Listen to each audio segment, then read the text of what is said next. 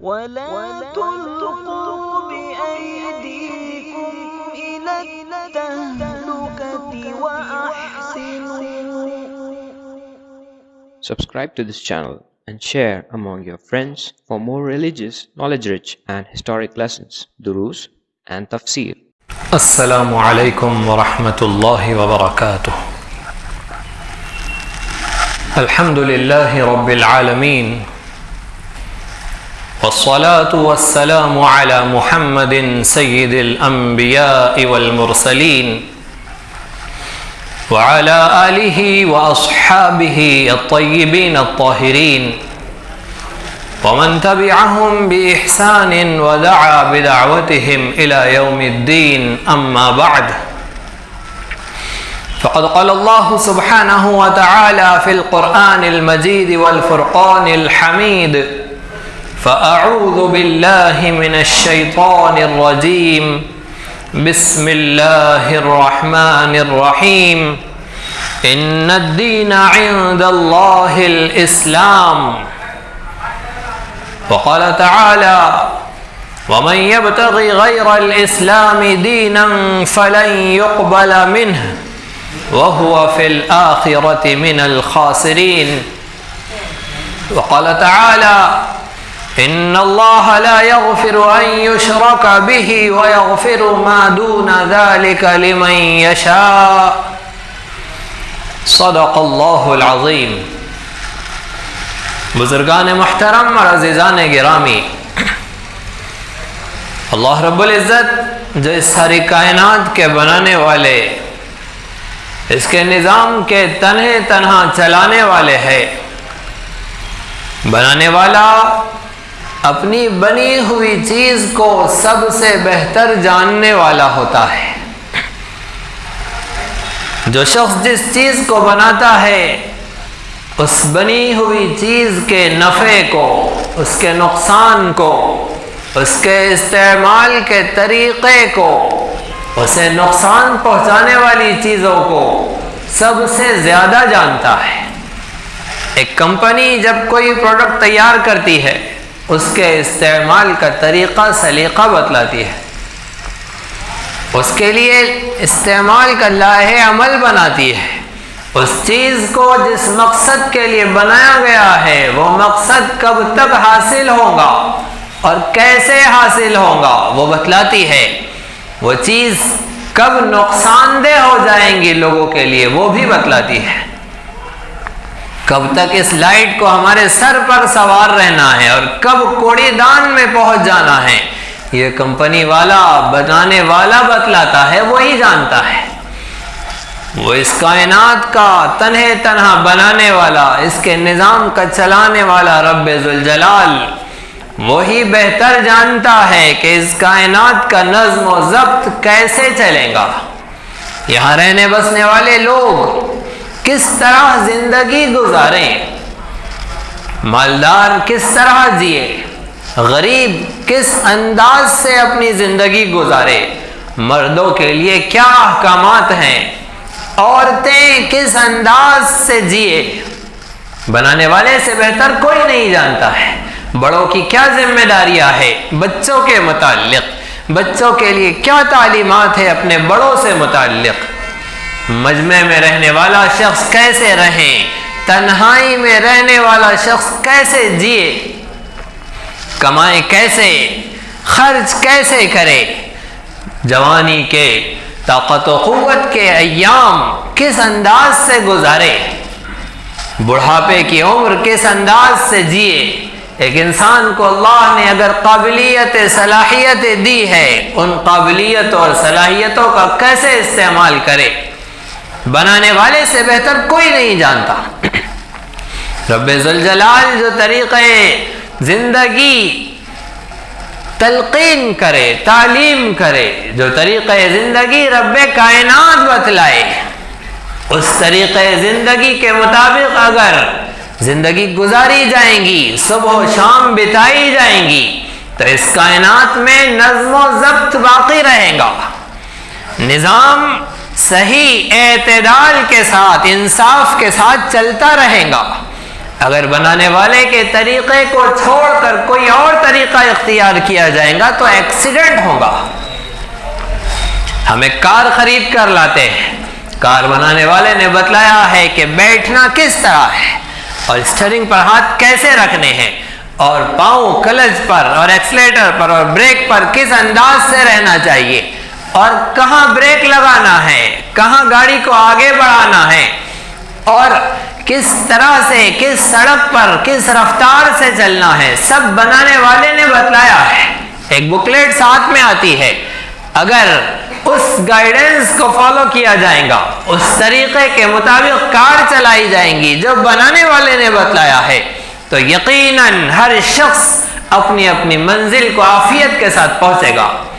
لیکن اگر کسی نے بتلائی گئی تعلیم کے مطابق, تلقین کے مطابق, طریقہ استعمال کے مطابق گاڑی نہیں چلائی, اس کی مخالفت کی, اگر سامنے بھیڑ ہے اور گاڑی روکنی ہے تو کہے کہ میری گاڑی ہے, میری مرضی ہے, میں نے پیسہ خرچ کیا ہے, لہذا گاڑی کو روکنے کے لیے میں ایکسیلیٹر پر پاؤں رکھوں گا, اور تیز رفتار چل رہی سڑک پر جہاں گاڑیوں کی بھیڑ ہو وہاں میں اور تیز رفتار گاڑی چلانے کے لیے بریک پر پاؤں دباؤں گا, میری مرضی ہے, میری گاڑی ہے, تو آپ جانتے ہیں کہ ایکسیڈنٹ ہو جائے گا.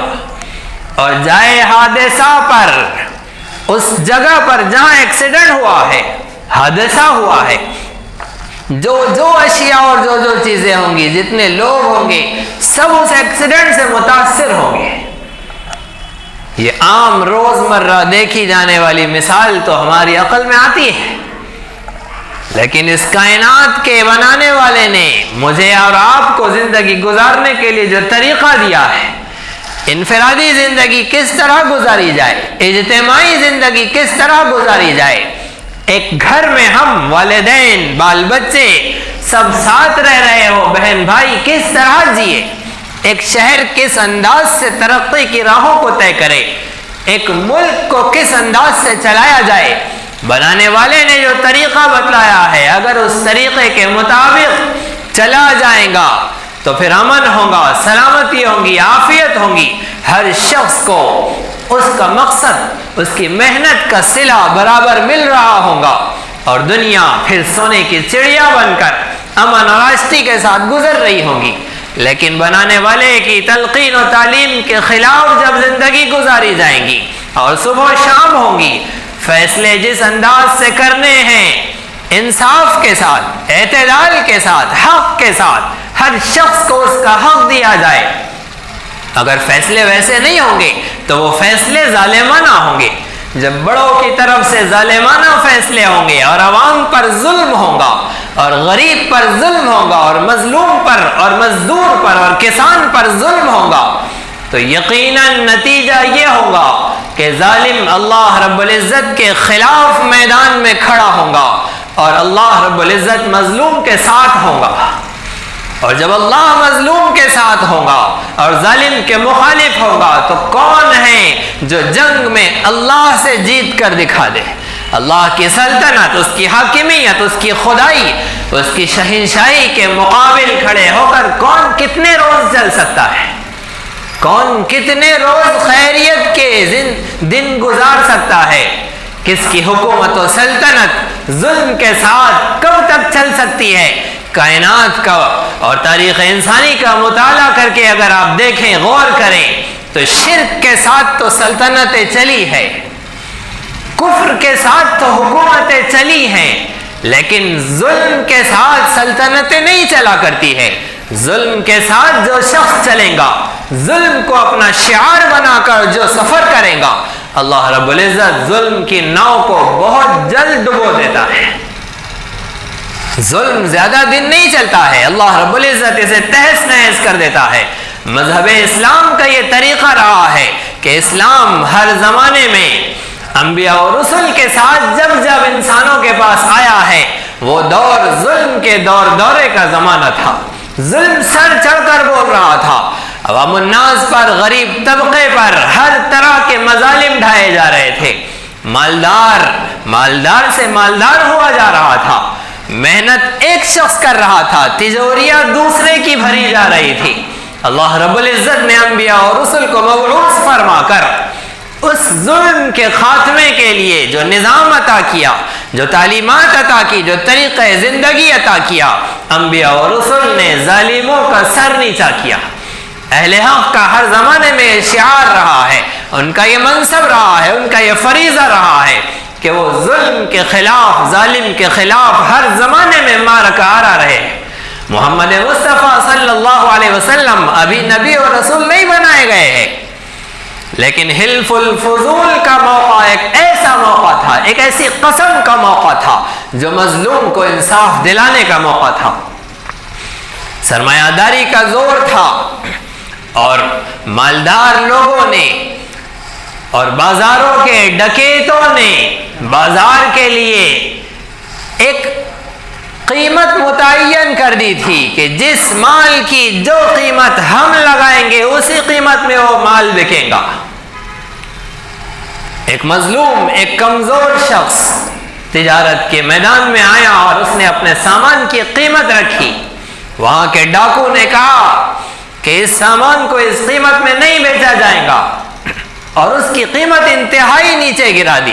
اب کوئی شخص اگر وہ سامان لینے کے لیے آتا تو اسے منع کیا جاتا، اسے ڈرایا جاتا، اسے دھمکایا جاتا، اور مجبور ہو کر اس شخص کو اپنا سامان رات تک سنبھالنا پڑا، وہ بیچ نہیں سکا۔ رسول اکرم صلی اللہ علیہ وسلم ابھی محمد ابن عبداللہ ہے، لیکن آپ کو جب یہ خبر ملی تو آپ اسے انصاف دلانے کے لیے اٹھ کھڑے ہوئے اور چند عقل و شعور کے، سمجھ اور بوجھ کے رکھنے والے لوگوں کو بٹھا کر ان سے عہد لیا، قسم کھائی اور کہا کہ ہم سب اٹھ کھڑے ہوں گے مظلوم کو انصاف دلانے کے لیے، اور وہاں اسے انصاف دلایا، اس کا حق اسے دیا گیا۔ اس قسم کو، اس مجلس کو، اس ایگریمنٹ کو حلف الفضول کا نام دیا گیا، اور رسول اکرم صلی اللہ علیہ وسلم کے زمانے نبوت سے پہلے کے واقعات میں یہ واقعہ بڑا مشہور ہے۔ اور آپ کے نبی بنائے جانے کے بعد، وحی کے نزول کے بعد تو دنیا نے دیکھا کہ اللہ کے نبی صلی اللہ علیہ وسلم نے جو نظام انسانیت کو عطا کیا وہ مظلوم کو سر اونچا کر کے چلنا سکھاتا تھا۔ اسلام نے عورتوں کو اس وقت حقوق دیے جب یورپ کے کلیساؤں میں ابھی یہی باتیں ہو رہی تھی کہ عورت میں روح ہے بھی یا نہیں، عورت کو انسان مانا جائے یا نہ مانا جائے، یہ اختلافات چل رہے تھے۔ اس وقت اسلام نے عورت کو انصاف دیا۔ جب بچوں کو جانوروں کی طرح بیچا جاتا تھا یورپ میں، اس وقت اسلام نے بچوں کے سر پر ہاتھ رکھا۔ جب لڑکی کو پاؤں کی جوتی سمجھا جاتا تھا، اسلام نے لڑکی کو پہلے نمبر کی نعمت قرار دیا، پہلے نمبر کی نعمت بیان کیا۔ جب مزدور کو مصیبتوں اور پریشانیوں کا شکار بنایا جا رہا تھا، اس وقت اسلام نے مزدور کے ہاتھ پکڑ کر اسے کھڑا کیا۔ عوام الناس کو اسلام نے اپنے حکمرانوں سے ڈٹ کر اپنا حق وصول کرنے کی اس وقت تعلیم دی جس وقت یورپ کے ملکوں میں عوام الناس پر زور دیا جاتا تھا اور انہیں مجبور کیا جاتا تھا کہ وہ اپنے بادشاہوں کو خدا تسلیم کریں۔ جس زمانے میں عوام الناس کو بادشاہوں کے آگے سر جھکانے پر مجبور کیا جاتا تھا، اسلام نے کہا کہ تم اپنے حکمرانوں سے لڑ کر اپنا حق لے سکتے ہو۔ ایک ایک فرد تک اس کا حق پہنچانا، ایک ایک مظلوم کو انصاف دلانا، چاہے دنیا کے کسی خطے میں، کسی علاقے میں مظلوم سسک رہا ہو، مسلمان کی یہ ذمہ داری تھی، یہ فریضہ تھا کہ وہ اس مظلوم کو اس کا حق دلائے، اس کو انصاف دلائے۔ ہندوستان اس سلسلے میں اور اس عظیم فریضے کی ادائیگی میں ایک عظیم شان مقام رکھتا ہے۔ جب مسلمان ہندوستان میں حاکم تھے اور وہ شخصیت جسے تاریخ کے لکھنے والوں نے، مورخین نے خلیفہ سادس کا خطاب دیا ہے، وہ اورنگزیب عالمگیر رحمت اللہ علیہ، جن کے نام سے ہمارا شہر موسوم ہے، حضرت کے پاس ایک کیس پہنچا، ایک درخواست پہنچی کہ برہمن کی ایک لڑکی پر ایک مسلمان داروغہ نے، جو ابھی ابھی ان کے شہر میں اپوائنٹ ہونے والا تھا، آنے سے پہلے ہی کہہ دیا تھا کہ اس لڑکی کو میرے حرم میں بھیج دینا۔ باپ پریشان ہوا کہ میں کیسے اپنی بچی کو یہ واقعہ سناؤں اور کیسے اپنی بچی کی حفاظت کروں۔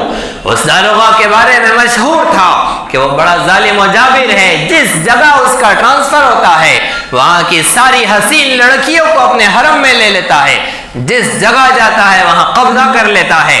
انتظامی امور کی قابلیت رکھتا تھا، اس لیے اسے برداشت کیا جا رہا تھا، لیکن جب جرم کھل کر آیا اور باپ کی اجازت سے بیٹی اورنگزیب عالمگیر کے دربار میں پہنچی اور اپنا مسئلہ رکھا، اورنگزیب عالمگیر رحمت اللہ علیہ دہلی سے چل کر بنارس پہنچے انصاف دلانے کے لیے۔ اس دن جس دن اس داروغہ کی اس شہر کے اندر انٹری تھی اور وہاں اسے پہنچنا تھا اور اس کے جشن کا دن تھا، اس کی ملازمت کا پہلا دن تھا، اورنگزیب عالمگیر رحمت اللہ علیہ ایک فقیر کا حلیہ بنا کر اس داروغہ کی سواری کے پاس کھڑے ہو کر بھیک مانگنے کے لیے ہاتھ بڑھانے لگے۔ این اس مقام پر جس مقام پر وہ داروغہ اس برہمن کے گھر کے سامنے پہنچا اور بیٹی کے حرم میں نہ پہنچنے پر، اس کے محل میں نہ پہنچنے پر اعتراض کیا اور اسے دھمکایا، اورنگزیب عالمگیر نے اپنا ہاتھ بڑھایا ایک فقیر کی شکل و صورت میں۔ جیسے ہی اس غرور اور نخوت میں اس داروغہ نے اس فقیر کو دھکا دینا چاہا اور اسے دھتکارنا چاہا اور ذلیل کرنا چاہا، اس فقیر نے تلوار نکالی اور داروغہ کا سر قلم کر دیا۔ دنیا نے دیکھا کہ وہ فقیر اورنگزیب عالمگیر تھا جو دہلی سے چل کر بنارس ایک مظلوم کو انصاف دلانے کے لیے آیا۔ مسلمان کا یہ فریضہ اور ذمہ داری ہوتی ہے کہ مسلمان جو قرآن کا حامل ہے، مسلمان جو وحی الہی کا حامل ہے، مسلمان جو نظام اسلامی کا علمبردار ہے، اس کی ذمہ داری ہے کہ یہ کبھی مظلوم کو ظلم کے اندر سسکتا اور بلکتا نہ دیکھے۔ آج مسلمان جب اپنی ڈیوٹی سے بیٹھا ہے، مسلمان مسلم امہ کے اوپر جب مردگی کی کیفیت طاری ہے، تو حالت یہ ہے کہ اسے ظلم کی بو نہیں آتی ہے۔ جیسے چمڑے کا کاروبار جس کمپنی میں چل رہا ہو، وہاں کے اطراف کے رہنے والے اور وہاں کے ملازمین کو اس چمڑے کے جلانے کی، اسے پکانے کی اور اسے سکھانے کی بو نہیں آتی ہے۔ ایک اجنبی دور دراز سے گزر رہا ہو تو وہ اپنی ناک دباتا ہوا، اپنی جان بچاتا ہوا وہاں سے نکل جاتا ہے، لیکن وہاں کے رہنے والوں کے تو ناک کے کیڑے مرے ہوئے ہوتے ہیں۔ ہمیں ظلم کی بو نہیں آتی ہے، ہمارے ناک کے کیڑے مر گئے ہیں۔ مسلمان کو ظلم کی بو آتی ہے، برداشت نہیں ہوتی ہے اسے، وہ ظلم کے خاتمے کے لیے اٹھ کھڑا ہوتا ہے، اس لیے کہ ظلم کے خاتمے کا پیغام صرف مسلمان کے پاس ہے۔ وہ نظام جو عین انصاف والا نظام ہے، وہ تعلیمات جو ہر شخص کو اس کا حق دیتی ہے، صرف مسلمان اپنے پاس رکھتا ہے۔ دنیا میں رہنے بسنے والے اور یہ الگ الگ سماجوں سے اور مذاہب سے اپنا نام جوڑنے والے یہ ہرگز انصاف کا نظام اپنے پاس نہیں رکھتے۔ ان کے پاس اگر پرانی کتابیں موجود ہے بھی تو وہ سب تحریف شدہ ہے، یہ بھی اسے کہاں مانتے ہیں۔ انہوں نے تو چند عقل مندوں کو، جنہیں وہ عقل مند کہتے ہیں، چند عقل مندوں کو بٹھا رکھا ہے کہ طریقہ زندگی بنائیں، گھر کے باہر کیسے رہنا ہے، گھروں میں کیسے رہنا ہے، بازاروں میں کیسے رہنا ہے، اور ایجوکیشن کا سسٹم کیسا ہو، اور ملازمت کے لیے اصول کیسے ہو، اور پیسے کا لین دین کیسا ہو، اور تجارت اور زراعت کے معاملات کیسے ہو۔ وہ چند عقل مند سمجھے جانے والے بیوقوفوں کی مجلس نے یہ ظالمانہ اصول جو بنا رکھے ہیں، یاد رکھیں یہ ہرگز انصاف نہیں دلا سکتے۔ یہ بھاگ دوڑ اور یہ محنت اور یہ مشقت اور یہ کسان باغ کی وہ کوششیں اور محنتیں، یہ سب انسانوں کے سامنے، ان ظالموں کے سامنے جنہیں انصاف کی الف کا پتہ نہیں ہے، ان کے سامنے دن اور رات اگر گھٹنے ٹیک کر اور ناک رگڑ کر بھی انصاف کی بھیک مانگے تو یہ انصاف نہیں دلا سکتے۔ جس کے پاس انصاف ہے، جس کے پاس انصاف کا پیغام ہے، وہ تو سویا ہوا ہے، وہ تو اپنی ڈیوٹی سے بیٹھا ہوا ہے۔ اسے وہ احکامات جو بنیادی احکامات ہیں، نماز بہت عظیم الشان فریضہ ہے، لیکن مسلمان نے نماز ہی کو سب کچھ سمجھ لیا ہے۔ روزہ بہت بڑی عبادت ہے، لیکن مسلمان روزے سے آگے بڑھنے کو تیار نہیں ہے۔ مسلمان کو ایمانداری کا حکم دیا گیا ہے، لیکن صرف اپنی دکان میں ایمانداری ہو، بازار میں بے ایمانی کا راج ہو، یہ مسلمان کی ذمہ داری نہیں ہے۔ مسلمان کا فریضہ ہے کہ یہ اپنی دکان بھی ایمانداری کے ساتھ چلائے اور بازار میں کوئی دکان بے ایمانی کے ساتھ نہ چلے. اس کی ڈیوٹی ہے, اس کا فریضہ ہے, اس کی حیثیت ایک آفیسر کی ہے. مسلمان کی ذمہ داری ہے, اس کا کام ہے کہ اسے اپنا فریضہ نبھانا ہے, اسے ظلم کی ناؤ کو ڈبو دینا ہے. اب انتظار میں بیٹھے ہیں کہ ابابیل آ جائیں گے, اب انتظار میں بیٹھے ہیں جیسے ابابیل آ گئے تھے ابرہا کے لشکر کو تہس نہس کرنے کے لیے. جس ابرہا نے مکے والوں پر ظلم ڈھائے تھے اور اللہ کے گھر کو گرانے کے لیے آ کھڑا ہوا تھا, آج ابابیل نہیں آئیں گے. اگر قوم لوط پر ان کے نافرمانوں نے ظلم کر رکھا تھا تو آپ کیا سمجھ رہے ہیں جبرائیل امین آ کر اس بستی کے نیچے اپنا پر ڈال کر اسے آسمانوں پر اٹھا کر الٹا پٹک دیں گے؟ اگر قوم شعیب نے اپنے یہاں کے مظلوموں پر اور پریشان حال لوگوں پر ظلم ڈھا رکھا تھا اور تجارت کے میدان میں بے اعتدالی کو اپنی پہچان بنا رکھا تھا اور ناپ تول میں کمی کو اپنا شعار بنا رکھا تھا, اللہ رب العزت نے انہیں تہس نہس کیا اور جبرائیل امین کے چیخ کے ذریعے اور قوم عاد کو ہواؤں نے آسمانوں پر پٹک کر اور قوم سمود کو جبرائیل امین کی چیخ نے اپنے گھروں کے اندر اور قوم نوح کو سمندر کی طغیانیوں نے سرکشی نے ایک طوفان کی شکل میں ہلاک و برباد کر دیا تھا. اب کیا سمجھتے ہیں کہ ایسے ہی پانی سرکش ہو جائے گا اور ہوائیں سرکش ہو جائیں گی اور اللہ جبرائیل امین کو حکم دے دے گا اور آسمانوں سے پتھر برس جائیں گے اور آگ کی بارش ہو جائیں گی اور زمین اپنے اندر ان ظالموں کو نگل لے گی؟ اگر اس غلط فہمی میں آپ بیٹھے ہوئے ہیں تو خبردار یاد رکھیں, محمد مصطفیٰ صلی اللہ علیہ وسلم کی نبوت کے بعد, آپ کی رسالت کے بعد, آپ کی بعثت کے بعد اللہ رب العزت نے اپنے قانون کو بدل دیا ہے. اب قانون بدل گیا ہے, اب ظلم کی ناؤ ڈبونا کا کام جبرائیل امین کے حوالے نہیں ہے. اب ہواؤں کو اور پانیوں کو اور آسمانوں کے بادلوں کو حکم نہیں ہوگا کہ ظلم کا خاتمہ کیا جائے. محمد مصطفیٰ صلی اللہ علیہ وسلم کی نبوت آخری نبوت, آپ کی امت آخری امت. اس امت کے لیے ہر زمانے میں جب جب ظلم سر اٹھائے گا, ظلم کا ظالم کا سر کچلنے کا کام اللہ نے مسلمان کو دیا ہے, مسلمان کی ذمہ داری ہے. قرآن نے کہا قاتلوہم یعذبہم اللہ بایدیکم ویخزہم وینصرکم علیہم ویشفی صدور قوم مؤمنین. اے مومنو, اب تمہیں اترنا ہے میدان میں اور تمہیں ان سے قتال کرنا ہے یہاں تک کہ فتنے ختم ہو جائے, یہاں تک کہ ظلم ختم ہو جائے, یہاں تک کہ ہر شخص کو امن کے ساتھ, عافیت کے ساتھ, چین کے ساتھ سانس لینے کا موقع ملے, ہر شخص امن کے ساتھ اپنا حق وصول کر سکے, کسی پر ظلم نہ ہو, کوئی شخص راہ اعتدال سے باہر نہ نکلے. یہ مسلمان کی ڈیوٹی ہے, مسلمان کی ذمہ داری ہے.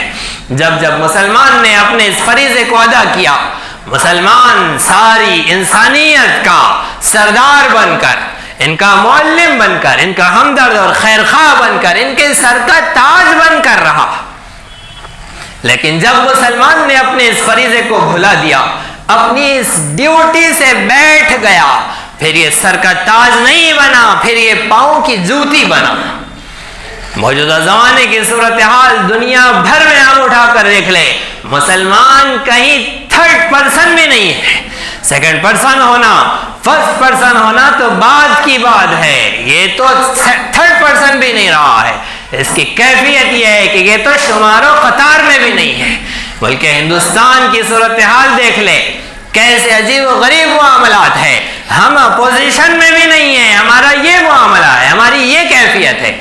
ہمیں ایک طرف اٹھا کر ڈال دیا گیا ہے, جیسے سسپینڈ کوئی ہوتا ہے, ٹرمینیٹ ہو چکا ہوتا ہے, ویسے ایک طرف کو ڈال دیا گیا ہے. ہمیں تو صرف نعرے بازیوں کے لیے استعمال کیا جاتا ہے, اس کے علاوہ اور ہماری کوئی حیثیت نہیں ہے. ایک بھیڑ, سروں کی بھیڑ میں ہمیں شمار کر لیا جاتا ہے, جبکہ مسلمان قیادت کے لیے آیا تھا, مسلمان مظلوم کو انصاف دلانے کے لیے آیا تھا. دنیا بھر کی صورتحال دیکھے, دنیا بھر میں کیسے حالات ہیں. وہ سپر پاور کہلانے والا, وہ انتشار کا شکار, آج دنیا بھر کے ملکوں کے اندر اللہ رب العزت نے ایک انداز سے انہیں مصروف کر دیا ہے، اور یہ سب کے سب مصروف ہیں ایک دوسرے کی کھچائی میں۔ مسلمان کی ذمہ داری ہے کہ یہ جتنی جلدی اپنی ذمہ داری کو سمجھ لے، جتنی جلدی اپنا فریضہ اپنے سر اوڑھ لے، جتنی جلدی اپنا کام سمجھ لے، اتنی جلدی اللہ رب العزت کی طرف سے عزتوں کے، سربلندی کے، عافیت اور سلامتی کے فیصلے اس کے حق میں ہو جائیں گے۔ جتنا دیر مسلمان کرے گا، جتنی تاخیر مسلمان کرے گا، اتنی پریشانی، اتنی مصیبت اس شخص پر ہوگی۔ مسلمان کے اعمال پر، مسلمان کے اپنے کام پر لگنے اور اتر جانے پر یہ زمینوں کے فیصلے ہوتے ہیں۔ یہاں عزت و سربلندی کے فیصلے، یہاں ذلت و خواری کے فیصلے مسلمان کی ڈیوٹی پر ہوتے ہیں، اس لیے کہ مسلمان کے علاوہ جتنے لوگ ہیں یہ تو جانتے ہی نہیں ہیں، انہیں تو اپنا سبق معلوم ہی نہیں ہے، انہیں تو راہ راست کا راستہ پتہ ہی نہیں ہے، انہیں منزل کا پتہ ہی نہیں ہے، ان سے کیا شکایت کی جائے، ان سے کیا شکوہ ہو کہ وہ رہزن بنے بیٹھے ہیں۔ جسے رہنمائی کا پتہ ہے، جسے منزل کا پتہ ہے، اگر وہ بیٹھ گیا ہے، اگر اس نے اپنی ڈیوٹی چھوڑ رکھی ہے تو شکوہ اس سے۔ آج دنیا بھر میں دیکھیں رب ذوالجلال کی طرف سے وہ سارے تقدیری فیصلے اور ان کے مشیت سے، ان کے ڈیزائن سے ایسے آن پہنچے ہیں کہ ساری دنیا میں ظلم سر چڑھ کر بول رہا ہے۔ یاد رکھیں جب چراغ بھڑکتا ہے تو سمجھ جائیے کہ یہ اس کے بجھنے کا وقت ہوتا ہے، جب یہ بھڑکتا ہے تو اس کے بجھنے کا وقت ہوتا ہے، جب تیل ختم ہو رہا ہوتا ہے تو یہ بہت بھڑکتا ہے، اور ایسے بھڑکتا ہے ایسے لگتا ہے کہ اپنے اطراف کی تمام دنیا کو خاک کر کے رکھ دے گا، لیکن یہ اس کے بجھنے کا وقت ہوتا ہے، اس کے اختتام کا وقت ہوتا ہے۔ اب تک ملکوں میں اور شہروں میں اور علاقوں میں ظلم ہوا کرتا تھا، آج دنیا کی یہ صورتحال ہے کہ پوری دنیا ظلم کا شکار ہے، آج پوری دنیا میں ظالم کا عروج ہے، اور یہ اس کے بجھنے کا وقت ہے، یہ اس کے خاتمے کا وقت ہے۔ مسلمان اگر اٹھ کھڑا نہیں ہوگا تو مسلمان کو زبردستی کھڑا کیا جائے گا، مسلمان اگر اٹھ کھڑا نہیں ہوگا تو مسلمان کو زبردستی کھڑا کیا جائے گا۔ اگر یہ اپنے رب کا حکم مان کر نہیں کھڑا ہوگا، اپنی ذمہ داری، اپنا فریضہ سمجھ کر نہیں کھڑا ہوگا تو اسے جوتے مار کر کھڑا کیا جائے گا، اسے جگایا جائے گا، اسے بیدار کیا جائے گا، اس کی نیند کو توڑا جائے گا۔ حضرت موسیٰ علیہ السلام کا واقعہ قرآن مجید نے بڑی تفصیل کے ساتھ بیان کیا ہے، اور اللہ رب العزت نے انہیں حکم دیا تھا کہ بنی اسرائیل کو بتلاؤ کہ قوم عمالقہ پر ظلم ہو رہا ہے، اور ابھی ہم نے تمہیں ظلم سے نکالا ہے، اب قوم عمالقہ جو ملک شام میں ظلم کر رہی ہے وہاں جاؤ اور جا کر ان ظالموں کو سیدھا کرو۔ بنی اسرائیل حضرت موسیٰ علیہ السلام کے ساتھ نکلے، انہوں نے ابھی اللہ کی مدد دیکھی تھی، فرعون سے بچنا دیکھا تھا، اور فرعون کا بحر قلزم میں غرق ہونا دیکھا تھا۔ وہ ساری مدد اور نصرت اللہ رب العزت کی اپنی آنکھوں سے دیکھنے کے بعد جب رب کا حکم ہوا کہ چلو قوم عمالقہ پر حملہ کرو، اللہ رب العزت نے تمہیں فتح لکھ دی۔ یہ حضرت موسیٰ علیہ السلام کے ساتھ وہاں پہنچے، اور چند لوگ جب اس بستی میں گئے انہوں نے دیکھا کہ بڑے بڑے قد و قامت والے اور بڑی بڑی تیاریوں والے اور بڑی طاقت و قوت کے رکھنے والے ایسے لوگوں کو ہم کیسے شکست دیں گے۔ واپس آئے اور کہا کہ اے موسیٰ وہ تو اتنے ہیبت ناک لوگ ہیں اور تم ہمیں مروانے کے لیے لے چلے ہو۔ حضرت موسیٰ علیہ السلام نے کہا کہ اللہ نے وعدہ کیا ہے کہ ہمارے ساتھ مدد ہے، فتح ہمیں لکھ دی گئی ہے۔ لوگوں میں مت کہنا، عوام الناس کو اس کی مت خبر دینا۔ صبح اس حال میں ہوئی کہ سب کو پتہ چل گیا تھا، سب کو خبر ہو گئی تھی کہ قوم عمالقہ ایسی دیو قامت قوم ہے۔ لوگوں نے صاف جواب دے دیا، اذهب انت وربك فقاتلا انا هاهنا قاعدون۔ اے موسیٰ تم اور تمہارے رب جا کر لڑو، ہم تو یہیں بیٹھیں گے، جب تک وہ باہر نہیں نکلتے ہم اس بستی میں نہیں داخل ہوں گے۔ اللہ رب العزت نے ان پر نحوست مسلط کی، اپنا عذاب مسلط کیا۔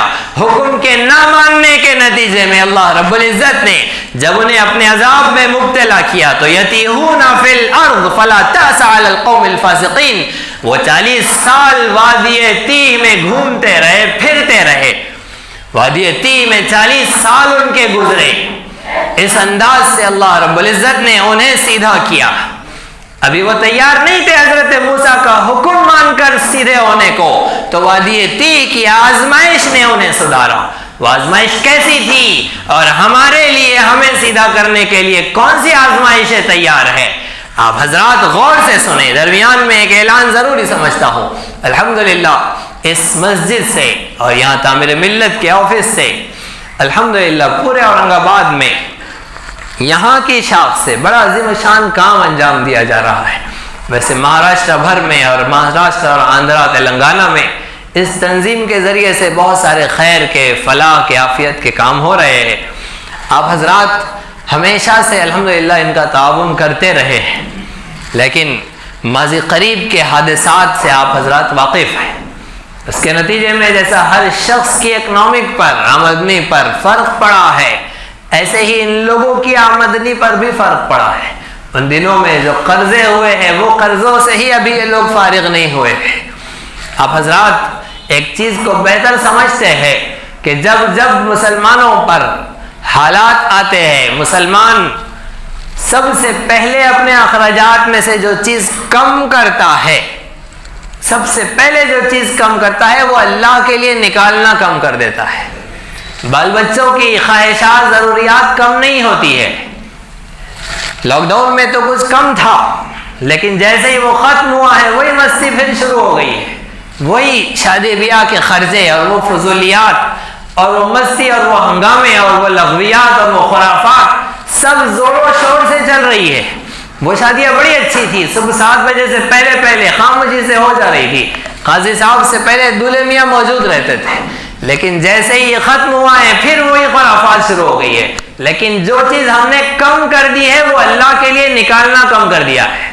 مشرکین مکہ کا بھی ایسا ہی حال تھا. قرآن نے بیان کیا ہے کہ جب مشرکین مکہ کے اوپر ان کی تجارت میں کوئی کمی آتی, نفع کم ہوتا, وہ اپنے مال کے 3 حصے کرتے. ایک حصہ اپنی تجارت میں پھر لگانے کے لیے, ایک حصہ اپنے استعمال کے لیے, ضروریات کے لیے, اور ایک حصہ کعبۃ اللہ کے لیے یعنی اللہ کے لیے. لیکن جب کوئی منافع کم ہوتا تو سب سے پہلے وہ اللہ کا حصہ کم کر دیتے, کعبۃ اللہ کا حصہ کم کر دیتے اور کہتے اللہ بے نیاز ہے, واللہ الغنی وانتم الفقراء. ہم بھی بولتے ہیں کہ اللہ بے نیاز ہے, تو اللہ کو کیا ضرورت ہے ہمارے مال کی, ٹھیک ہے وہ کم کر دو. تو اپنی تجارت میں لگانا کم نہیں کرتے, اپنے گھر کے چوچلے کم نہیں کرتے, اللہ کا حصہ کم کر دیتے. ہم نے بھی وہی طریقہ اختیار کر رکھا ہے. قرآن نے اس چیز کو ان کی برائی کے ساتھ بیان کیا ہے, لیکن ہمارا بھی وہی حال ہے. جیسے ہمارا ہاتھ تنگ ہوا, ہم نے پہلے اللہ کا حصہ کم کیا ہے. تو ایسے ہی ان لوگوں کے ساتھ بھی حادثہ ہوا ہے. آپ کے پاس یہ لوگ آ رہے ہیں, آپ ان کا ضرور تعاون کریں. یہ لوگ, ان کے نمائندے آپ کے پاس پہنچ رہے ہیں. جب تک کہ یہ وہاں پہنچ جائے ضروری سمجھتا ہوں کہ اپنی بات کو مکمل کروں. غرض یہ کہ بنی اسرائیل کی آزمائش اللہ رب العزت کی طرف سے ہوئی. وادی تیہ میں 40 سال تک انہیں رکھا گیا. وہ صبح کو سفر کرتے, اپنی منزل پر پہنچنے کے لیے نکلتے, لیکن رات ہونے تک ایک سفر طے ہوتا. رات کو ایک جگہ پڑاؤ ڈالتے, قیام کرتے, صبح اس حال میں ہوتی کہ جہاں سے چلے تھے وہیں اپنے آپ کو پاتے. 40 سال مسلسل اسی انداز سے گزرے. حضرت موسیٰ علیہ السلام اللہ کے رسول ان کے ساتھ, حضرت ہارون علیہ السلام اللہ کے نبی ان کے ساتھ. اللہ رب العزت نے نبی کی موجودگی میں ان کے لیے اس عذاب میں بھی ایک انعام رکھا تھا کہ ان کے کھانے پینے کا سامان ہو گیا تھا من و سلوہ کے ذریعے. ان کے پینے کا سامان ہو گیا تھا, ایک پتھر ان کے ساتھ ساتھ چلتا, اس پر عصا مارتے, 12 چشمے پھوٹ پڑتے, ہر قبیلے والا اپنے چشمے سے اپنا پانی لے لیتا. یہ تو نبی کی موجودگی کی وجہ سے اللہ رب العزت نے وادی تیہ میں بھی انہیں نوازا تھا. اس 40 سال کی مدت میں وہ لوگ جنہوں نے قوم عمالقہ پر حملے سے انکار کیا تھا, حضرت موسیٰ کے حکم پر اٹھ کھڑے نہیں ہوئے تھے, وہ تو مر گئے, وہ تو ختم ہوئے. حضرت موسیٰ علیہ السلام کا بھی وصال ہوا. اللہ نے حضرت موسیٰ کے نائب حضرت یوشع بن نون علیہ السلام کو نبوت عطا کی. انہیں حکم ہوا, پھر وہ بچے جو اس وادی تیہ میں پیدا ہوئے اور پلے اور بڑے, اپنے گھر کی خوشیاں انہوں نے نہیں دیکھی, وہ راحت و آرام کے نقشے انہوں وہ چوچلے جو اپنے گھروں میں پورے ہوتے ہیں وہ یہاں ان کے پورے نہیں ہوئے ہیں، آسمان کے نیچے تھے وہ قسم پرسی کے، وہ اپنے گھر کے باہر کے، وہ خلاف طبیعت خلاف مزاج حالات میں جب ان کی پرورش ہوئی، اللہ نے انہیں استقامت دی، انہیں اس انداز سے سدھارا۔ انہوں نے حضرت یوشع سے کہا کہ یوشع چلو قوم عمالقہ پر حملہ کرتے ہیں۔ اللہ کا وہ حکم جو 40 سال پہلے حضرت موسیٰ پر نازل ہوا تھا، بنی اسرائیل نے انکار کیا۔ حضرت یوشع کے ساتھ وہ بچے جو اب بڑے ہوئے ہیں اور ان کی تربیت ہوئی اور انہیں سیدھا کیا گیا، اب انہوں نے داخلہ لیا قوم عمالقہ پر اور اللہ نے فتح لکھ دی، وہی فتح جو 40 سال پہلے ملنے والی تھی۔ 40 سال تاخیر ہوئی ہے، اس میں وجہ یہ بنی ہے کہ مسلمان اللہ کا حکم سمجھ کر اٹھ کھڑا نہیں ہوا تھا، حالات نے اسے سیدھا کیا۔ اگر ہم بھی آج اپنی ذمہ داری پر اٹھ کھڑے ہونے کے لیے تیار نہیں ہیں، اپنے منصب کو، اپنی ڈیوٹی کو، اپنی قیادت کے منصب کو نہیں اٹھائیں گے، نہیں سنبھالیں گے، پیچھے بیٹھنا، پویلین میں بیٹھ کر صرف میچ دیکھتے بیٹھنا اگر اپنا کام سمجھیں گے، خاموش تماشائی بنے بیٹھیں گے، یاد رکھے وادی تی ہمارے لیے تیار ہے۔ یہ سی اے اور یہ این آر سی اور یہ پھر اس درمیان میں آدھا کام تو انہوں نے کورونا کے بہانے سے کر لیا ہے، آدھا کام تو اسی میں ہو گیا ہے، جن کو وہاں ڈالنا تھا ڈیٹینشن کیمپ میں انہیں پہنچا دیا ہے اوپر، وہ سارے کام ہو چکے ہیں، آدھا کام تو ہو گیا، اب آدھا آئندہ باقی ہے۔ وادی تی ہمارے انتظار میں ہے، اگر ہم چاہتے ہیں کہ اللہ کا حکم سمجھ کر اٹھ کھڑے ہو تو ابھی وقت ہے، اٹھ کھڑے ہو جائے۔ مسلمان جس کا انتخاب اللہ کی طرف سے محمد مصطفیٰ صلی اللہ علیہ وسلم کی امت میں ہوا ہے، دکھا دے اللہ کو کہ اللہ آپ کا انتخاب، آپ نے ہمارا انتخاب جو کیا ہے محمد مصطفیٰ صلی اللہ علیہ وسلم کی امت میں، ہم ختم نبوت کے منصب کو، اس نیابت نبوت کے منصب کو، وہ ظلم کے خاتمے کے منصب کو، وہ مظلوم کے ساتھ اٹھ کھڑے ہونے کو، وہ زمین پر عدل و انصاف کے قیام کے منصب کے لیے ہم تیار ہیں، ہم اٹھ کھڑے ہیں۔ جتنے ہم تیار ہوئے ہیں آپ کے سامنے ہیں، آگے آپ تیار کیجئے، آپ قابل بنائیے، آپ کام لے لیجئے، اور اگر ہم تیار نہیں ہیں تو پھر ہم تو چلے جائیں گے، ہماری نسلیں خلاف طبیعت خلاف مزاج حالات میں اٹھ کھڑی ہوں گی، پھر کیا ہوگا؟ پھر عورتیں، ہماری عورتیں ان کے حرم میں جائیں گی، ان کے گھروں میں ان کے بستروں پر ہوگی، ہمارے بچے جب اس مظلومیت کو دیکھیں گے تو ان کی آنکھیں کھلیں گی۔ اگر جوانوں کو آج نہیں سمجھ میں آ رہا ہے، اور اگر بوڑھے جو بے ہمت اور نکمے ہو گئے اور سمجھ رہے ہیں کہ ہم سے کچھ نہیں ہو سکتا تو کسی سے کچھ نہیں ہو سکتا، بچے اگر نکلنا چاہتے ہیں اللہ کے دین کی خدمت کے لیے، تو مائیں اگر انہیں اپنے بند کمروں میں بٹھا رہی ہے تو یاد رکھیں وہ دن دور نہیں ہے کہ غلامی ہمارے انتظار میں ہے۔ غلامی جب سر پر چھائیں گی اور مسلمان کو مظلومیت کی زندگی گزارنی پڑے گی، پتہ نہیں ہمارے ساتھ کیا حال ہوگا۔ بنی اسرائیل کے ساتھ تو حضرت موسیٰ حضرت ہارون تھے، ہمارے ساتھ تو موسیٰ و ہارون بھی نہیں ہے، ہمارے ساتھ جو کیفیت ہوں گی، ڈرنے کی بات نہیں ہو رہی ہے، اٹھ کھڑے ہونے کی بات ہو رہی ہے کہ بات کو سمجھ لیں۔ جب مسلمان نے اس نیند سے بیداری کے لیے تیاری نہیں دکھائی ہے اور اپنی مردگی پر راضی رہا ہے، مسلمان پر ہر زمانے میں اسی طرح سے غلامی چھائی ہے، اور جب مسلمان اس غلامی کی زنجیروں کو توڑ کر باہر نکلنے کے لیے تیار ہوا ہے اور اپنی ڈیوٹی، اپنے فریضے کو سمجھا ہے، اللہ رب العزت نے اسی کا انتخاب کیا ہے۔ اسی دریا سے اٹھتی ہے وہ موجیں تند جولا بھی، نہنگوں کے نشے من جس سے ہوتے ہیں تہو بالا، ان کے نشوں من تہو بالا کرنا، ان کے مکڑی کے جالوں کو لپیٹنا، ان کی مکڑی کے گھر کو، ان کے مچھر کے پر کو تباہ و برباد کرنا، یہ رب ذوالجلال کے لیے کوئی مشکل نہیں ہے، لیکن مسلمان کی ڈیوٹی دی گئی ہے، اگر ہم نہیں اٹھ کھڑے ہوں گے تو ہمیں کھڑا کیا جائے گا۔ اس لیے ضروری سمجھیں اپنے گھر کی چھوٹی سی خوشحال فیملی سے باہر نکلنے کو، ضروری سمجھیں محمد مصطفیٰ صلی اللہ علیہ وسلم کی پوری امت کو اپنا کنبہ سمجھنے کو، ضروری سمجھیں صرف اپنی بیٹی کو اپنی بیٹی نہ سمجھیں، محمد مصطفیٰ کی امت کی ہر بیٹی کو اپنی بیٹی سمجھیں، ہر مظلوم کو اپنا بھائی سمجھ کر اٹھ کھڑے ہو۔ اللہ رب العزت ہم سب کو صحیح سمجھ عطا فرمائیں، صحیح فہم عطا فرمائیں، اس مردگی سے، اس غفلت سے، اس خواب غفلت کی نیند سے ہمیں بیدار ہونے کی ہمت اور جرأت اور توفیق عطا فرمائے. قرآن کریم کی طرف رجوع ہو. قرآن ہمارے لیے کامل و مکمل رہنمائی رکھتا ہے. بس کرے انسانوں کے بنائے ہوئے نظام اور ان کی ترتیبیں. رب ذوالجلال کا نظام، اس کی ترتیب کامل و مکمل ہے، کافی و شافی ہے. اللہ رب العزت ہم سب کو عمل کی توفیق عطا فرمائے.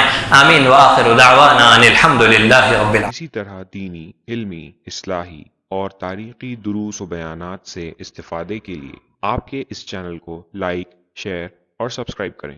یہ نغمہ حور جنت ہے، یہ ساز تم کو